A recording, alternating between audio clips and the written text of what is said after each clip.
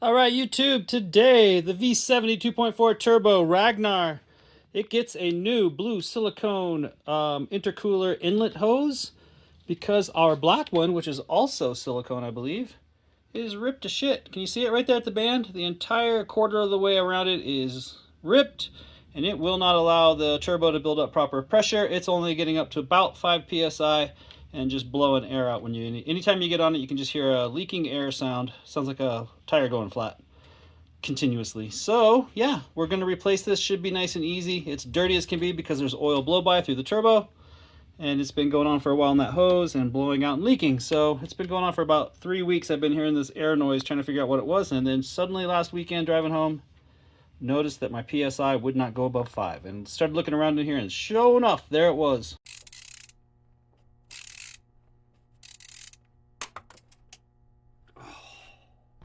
All right, so I just took out the two T25 hex bolts that hold in the over engine charge pipe, and it immediately moved. It was under a lot of tension to get in that position. So this hose wasn't spun correctly on the bottom one, most likely. And then also it's just not lined up right. And maybe it's on the back as well. We'll check. That one goes straight in, so it can't, that hose back there is just a little coupler. So it's gotta be this one's just spun a little bit on the way it's on there. My guess is it's rotated this way, which moved this further over because that's not lined up. So yeah, just gotta loosen up some hose clamps here and pull this baby apart. I'm gonna get this out of the way so we don't break it. All right, might as well start on the top and relieve some pressure on this tube. So this is a 7mm nut on the, or bolt I guess it is, on the upper clamp.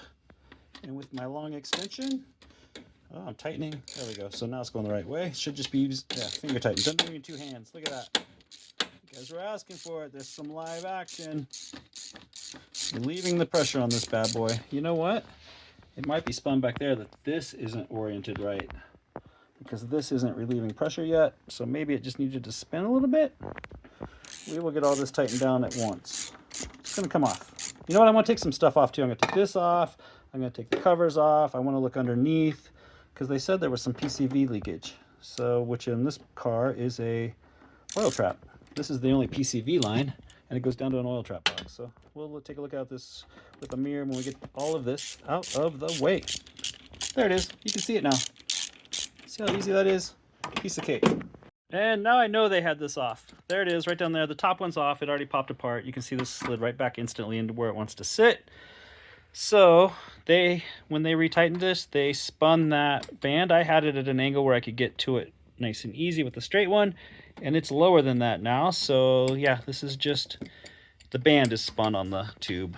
Not talking about the tube itself, but the band, and I can't get to it without a swivel. So let's go get a 1/4-inch swivel and we'll get that thing off. Yeah, I know, I said quarter. It's a 3/8, and it's a Craftsman, and that pin is sliding in it. So rather disappointed. Honestly, guys, the bottom one wasn't even tight. I just started spinning it and it came off. Like, there was no resistance whatsoever. Couple turns and I was able to spin it and just do it without the swivel, because that's a lot easier with that thing moving around on me.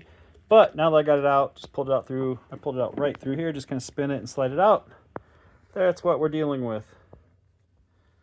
Yeah.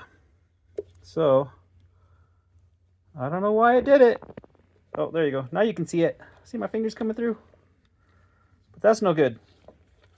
And yeah, wear gloves on this because it's got oil blow by, and since it was leaking, it's all over the front. So we'll do some cleanup down in there, and let's pull the covers off and see if we can see anything with the PCV. You know what's funny, YouTube?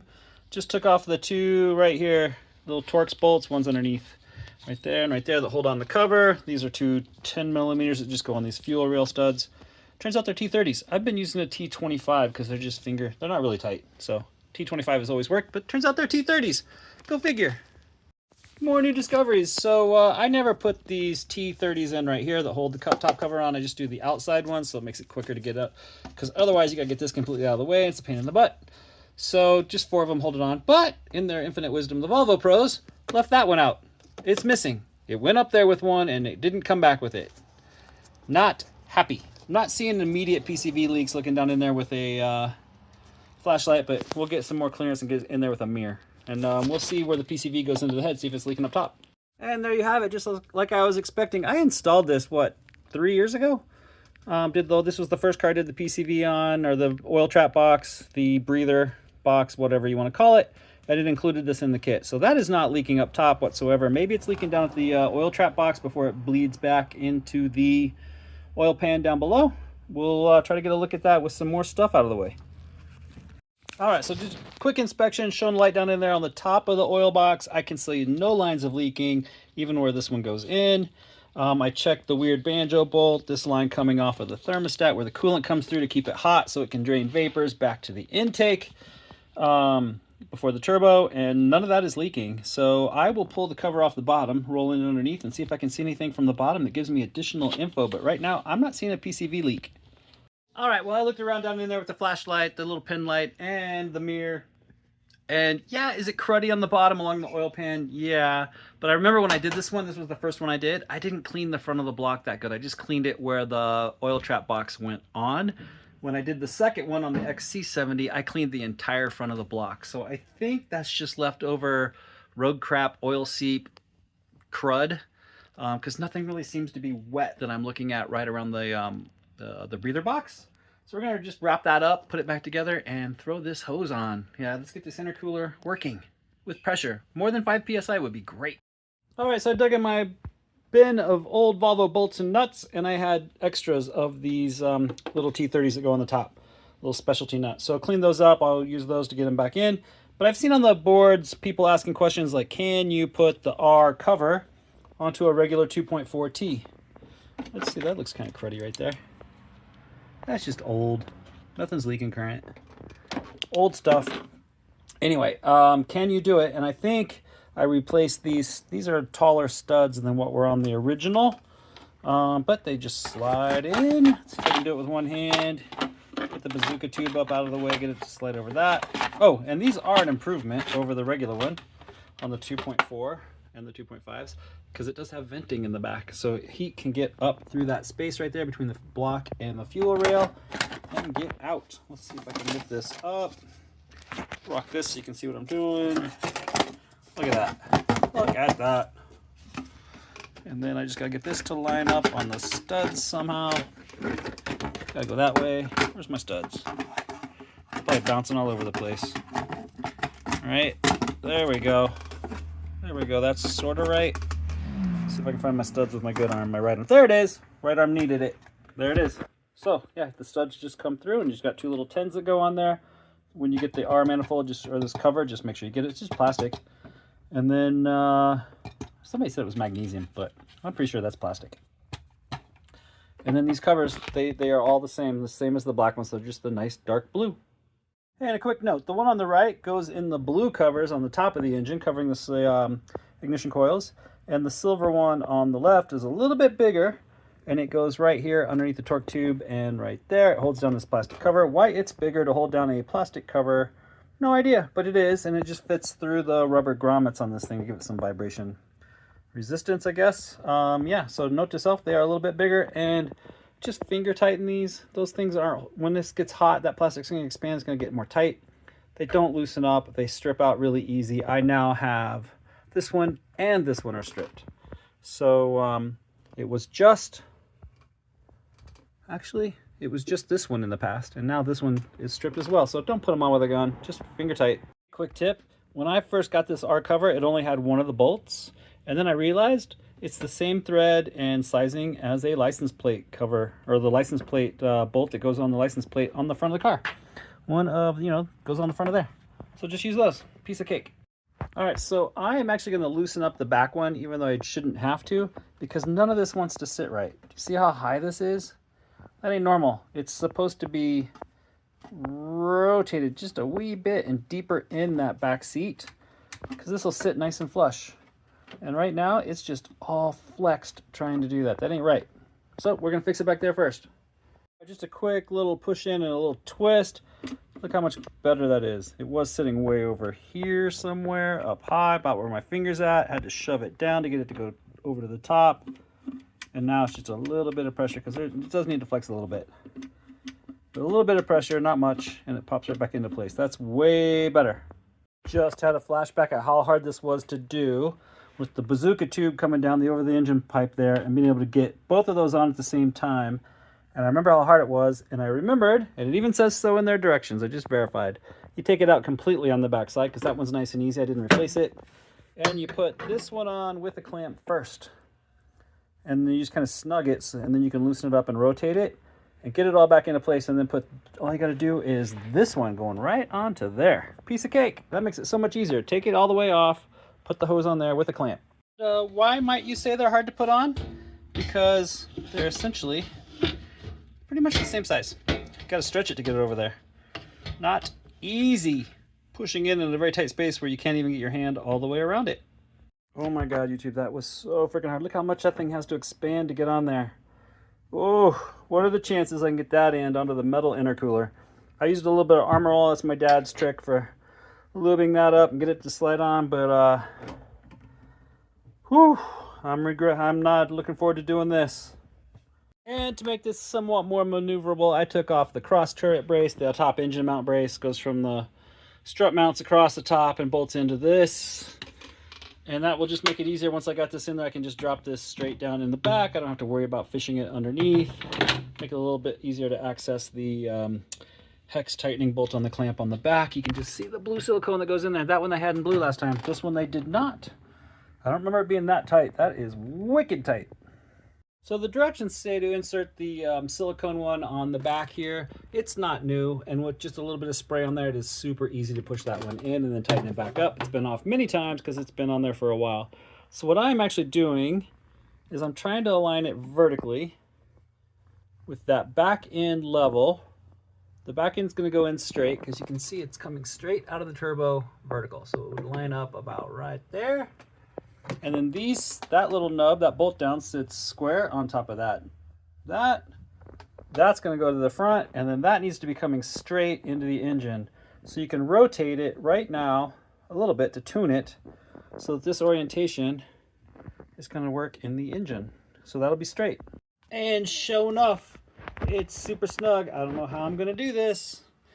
I'm not even going to film it till I get it done because there's going to be lots of cuss words. Lots and lots of cuss words. And I'm glad I didn't get it on my first attempt because I forgot to put the hose clamp.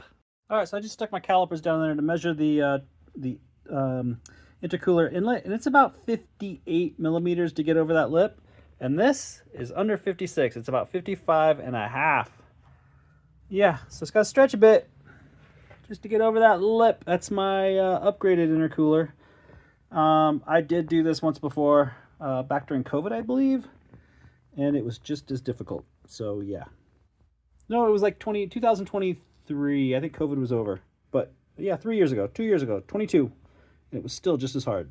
Whatever you do, don't forget the hose clamp.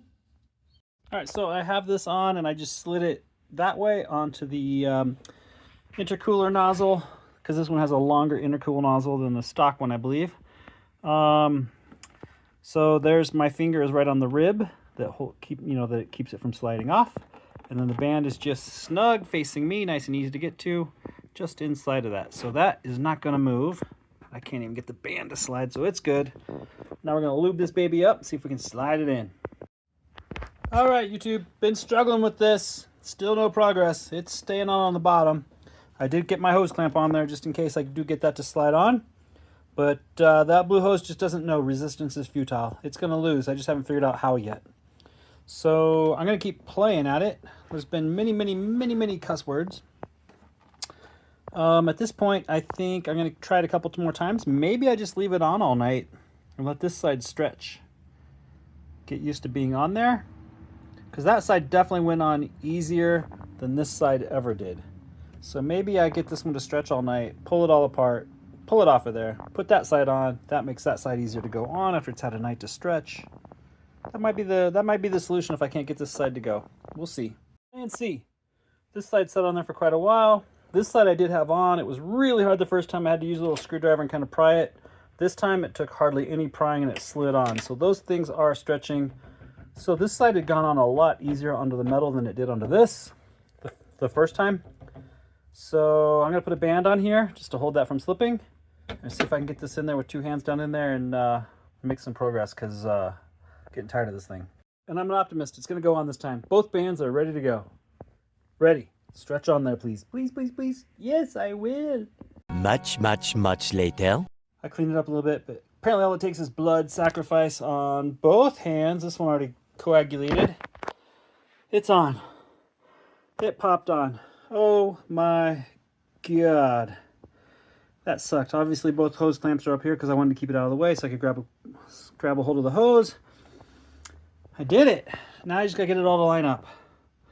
It's like tuning bicycle wheels, right? I'm out of breath. That took so much of my little itty bitty arm strength. All right, I snugged up the tube or the clamp on the back since that silicone's been on there for 3 years. And then what I did is I rotated, this hose is coming up like that. I rotated it this way, just a little bit further, which allowed this to move. Look how close that is. That is so much better. It was off by inches before, and that little tuning pulled all this away. It's no longer touching, and it's got clearance going in there. So I'm gonna clamp it. It's good to go. And that is really close to where they sit. That's probably the best this thing has been in years. All right, these old clamps used to be, they're smaller. They're not as thick as the new ones. And they could sit right against the intercooler sidewall. You can kind of see it. See the silvery down there? These bluer ones are thicker, so I get a harsher angle on my clamp, but at least it's going to sit when I push against it. So I guess that's a win-win. And I got it past, this is right where my thumb's at is the lip. So I can bring this back, just clamp it right where it's at. It's going to be fine. Yeah. All right, everything's snugged back down. Gonna start it up. Just hoping I don't build so much pressure I blow these off because they are definitely not stretched out yet, but they went on easier than they did the first time. So let's start it and see what happens. YouTube, proof of life. She is running. Oh, wait, I gotta get this out of the way. Don't want to melt that. That's gotta go tucked back down in there. Yep, just I pulled it out of the way so I could get access to that hose. Just a dummy in for probably some self-leveling lights this car does not have.